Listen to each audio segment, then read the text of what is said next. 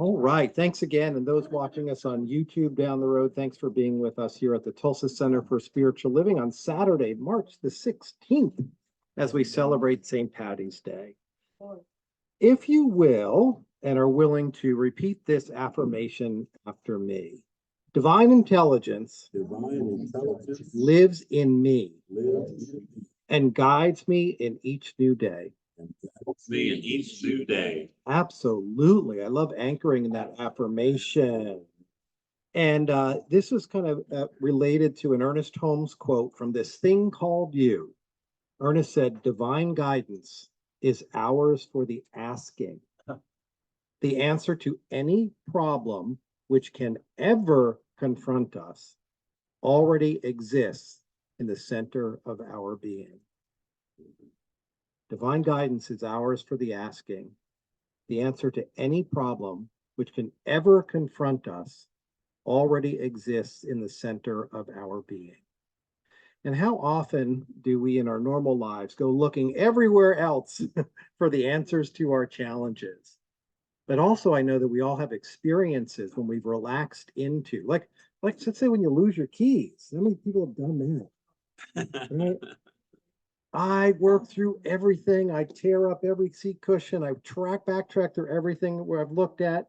And inevitably, when I let go, when I release, when I realize I have a spare set of keys and that life is more important than this, they tumble out of somewhere, a place I've looked 5 times before. So it's important to remember as we go through life, as Ernest says, that those answers to our problems, how little, how large, the life problems, that those answers already exist in the mind of God. And as we tune in, right, as we tune into that frequency, that's where we're able to divine, to reveal, to express, to discover those answers.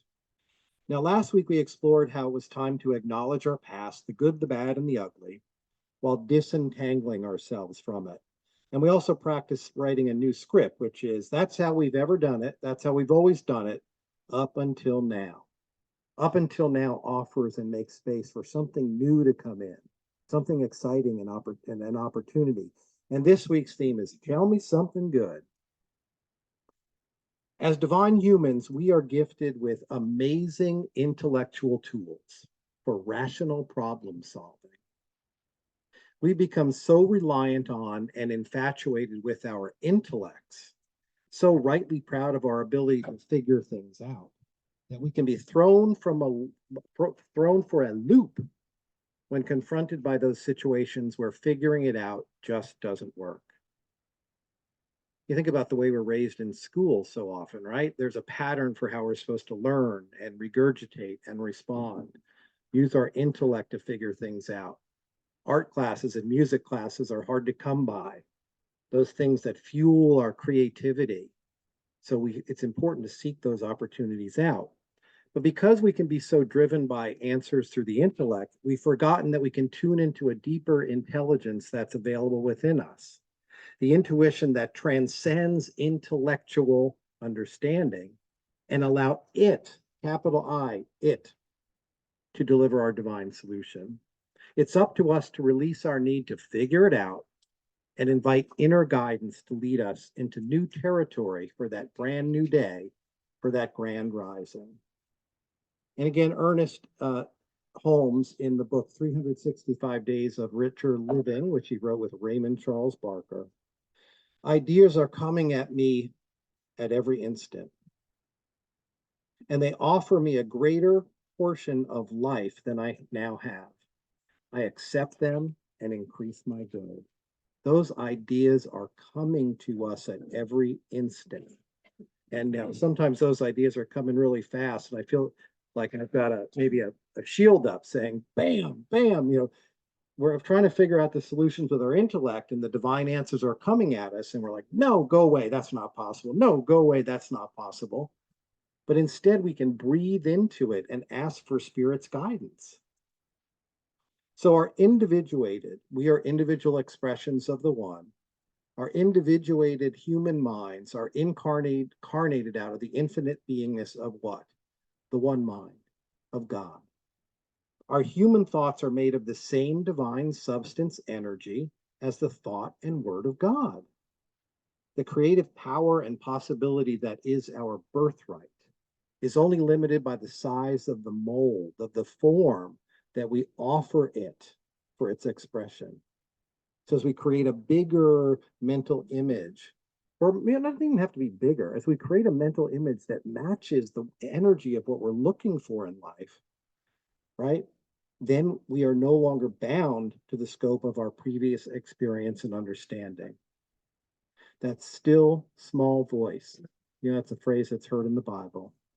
That still small voice within us whispers that we are more than we think we are. You are more than you think you are. As divine humans, we are each a vehicle for spirit to experience and express itself as us. Our life is God's pet project. And we know that God always supports its projects. It's up to us to cooperate with that ever expanding good that awaits our acceptance of it. So by tuning into divine intelligence that lives within us, we are guided into the thoughts, words, and actions that secure the fulfillment of that good for ourselves, our communities, and our world. We're grateful for our ego intellect's problem-solving skills, and we celebrate our inner gifts to complement those as a deeper kind of knowing that's available to us when we trust Spirit's guidance. So one of the points I'd like to make here is based around the phrase, I don't know how, but Spirit does. There comes a point when seeking to untangle any seemingly insoluble problem that we are invited to surrender our intellectual struggle and allow a deeper divine intelligence to come forward with its perfect solution. That inner intelligence operates at a very different level, a very different frequency than the busy push-pull plus-minus process of rational thought. We know when we live in the spiritual realm that we don't have to do A plus B plus C to get D. We can jump from A to D and beyond when we allow that energy to come through. Now, the world's great scientists and investors have sought to access this direct knowing, often reporting that breakthrough ideas were revealed in dreams or semi-waking states of consciousness. Time spent in our spiritual practices of meditation and prayer can certainly bring us closer to that communion with our inner wisdom. One commonality in all these elements and techniques is a willingness to relax. A willingness to relax, release, and allow the gift to be given. One affirmation that is helpful to establish this surrendered, receptive attitude is, I don't know, but Spirit does. And when we're saying that, we're talking to that place within, like Ernest said in that first quote, right? The answer is within, but Spirit is this larger realm of which we are a part. So I don't know, but Spirit does. Little me may not have figured it out, but the bigger truth of me absolutely has it handled. We started this week our visioning class, and thanks to the folks who joined us last night. And visioning is a process that allows us to relax into Spirit, to get connect with the frequency of God, to give up our intellect trying to figure out what to do, focus on who we are, and do a guided meditation practice of revealing that. So I'm excited to work with this team. We had a robust discussion, and thanks, Josh, for bringing in this incredible discussion about the power of our mind to be able to go into a place and see the answers. Scientific tests proven at Stanford that this is possible, and I just love that. The other comment I'd like to make is God winks, right? That inner information we're seeking can sometimes reveal itself through that still small voice, like we said, but it's just as apt to outpicture in some random coincidence. And Reverend Lynn, who helped prepare this talk, called it coincidence, right? Some coincidence in our outer experience. Sometimes these signals are so gentle that we might miss them if we're not paying attention, right? A book falls open to a useful quote. A conversation overheard names the perfect contact or resource for the next step, right? I'm not trying to figure it out. I'm tuning into the frequency of how God is talking to me, and I hear just what I need to hear. Sometimes they darn near shout out. We ask for a sign about whether to move somewhere, and we're stuck in traffic, and we still see a billboard that says, move to there, right? The example here was Florida, but I don't really want to move to Florida. Sorry, Gail. I like to visit. Maybe Gail will see a billboard that says, move back to Tulsa. But sometimes we get hit with a cosmic 2x4. When if we're open and tuned in, we begin to see these solutions. That one mind arranges these synchronicities, creating spaces where our unconscious and conscious intuition and intellect communicate with each other, seemingly through outer occurrences, these happy, not so accidents. These moments are good examples and good reminders that the veil between is thinner than we think. We can appreciate the little, sometimes silly nudges as much as that big 2x4 hit. And Reverend Lynn said one friend calls them God winks. Are you looking? Are you watching? I'm sending you signs. They tickle, they make us smile. They sometimes even make us laugh out loud in gratitude. They're the universe's confirmation that we are loved, that we're on the right track, and spirit has our backs. Now, sometimes we don't even recognize that we've seen them at the time, but when we turn around and look back and we wind up at our destination and we found the solution, we think, yes, that was the nudge that I got in this direction that led me to this conscious connection, that led me to this book, that led me to this place where I had an answer to something that I could not have imagined when I was at step A. And finally, the concept here is surprise me. You may have heard someone or yourself say, I don't like surprises. Maybe a control thing, isn't it?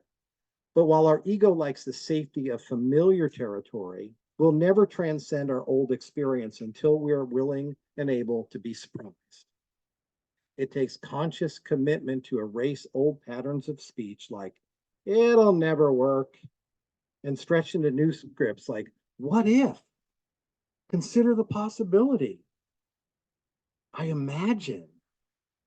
And as we do so, a new lightness of energy shows up for us and a new willingness to be happily surprised. Sometimes when there's a problem that comes up and we're mired in trying to find the solution, it can be a great tool to just do something fun, right? To shift the energy of challenge and struggle and do something that brings you joy, whatever that is. The things that make you feel like you've lost track of time, like you could do it all day. That energy that just feels good and vibrant. That is the kind of energy that allows God's surprises to drop into our awareness. That's when we get to see them because we're looking up and out.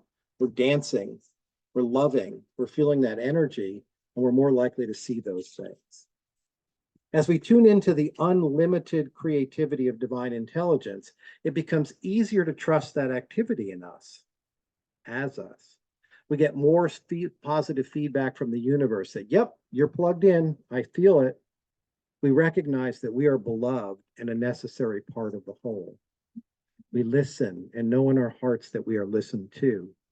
We learn to clarify the what and let spirit figure out the how.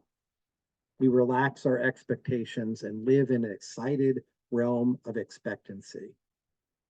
In the book of Isaiah, chapter 30, verse 21 in the Bible, it says, your ears will hear a word behind you saying, this is the way, walk in it.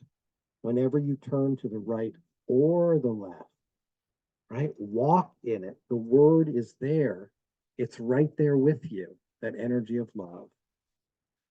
Now, Reverend Lynn shared a little story about how when she was in her mid-60s, by the way, Reverend Lynn is the senior minister at the Oklahoma City United Life Center for Spiritual Living. And she was in her 60s and she said she needed a big change.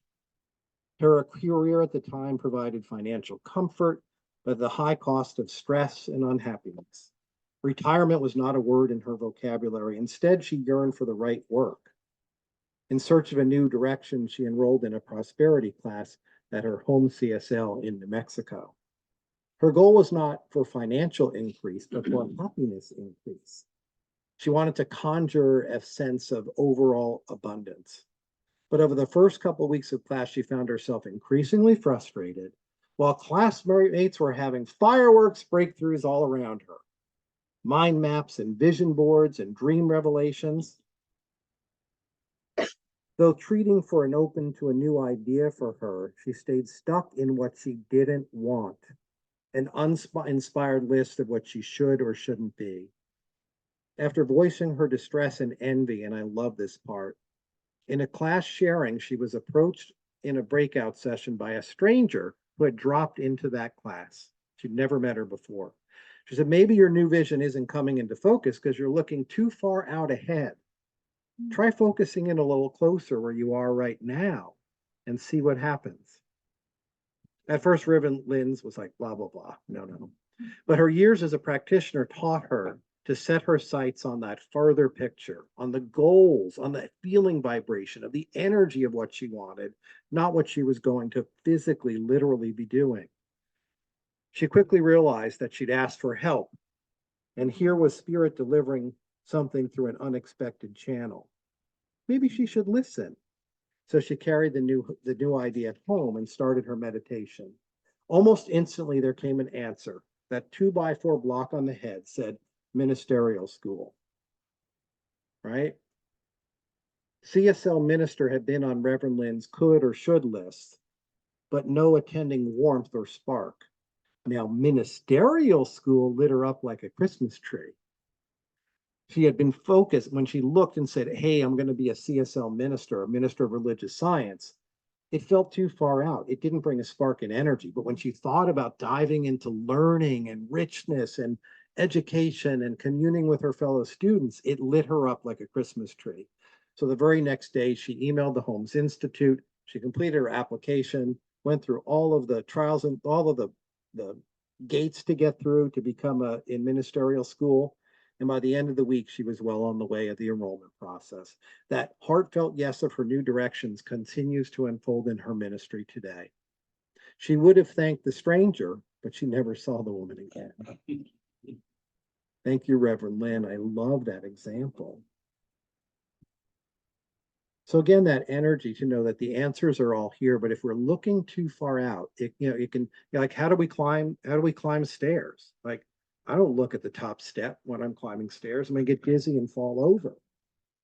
But if I'm going to take 1 or 2 steps and move forward, maybe hold on to the handrail for some support, our friends, our family, our neighbors, our spiritual practices, then we make it up to the top step.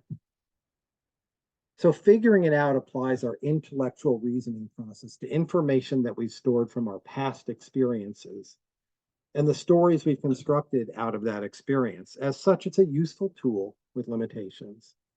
So let's thank our intellect. Thank you, intellect, for the hard work you've done for us.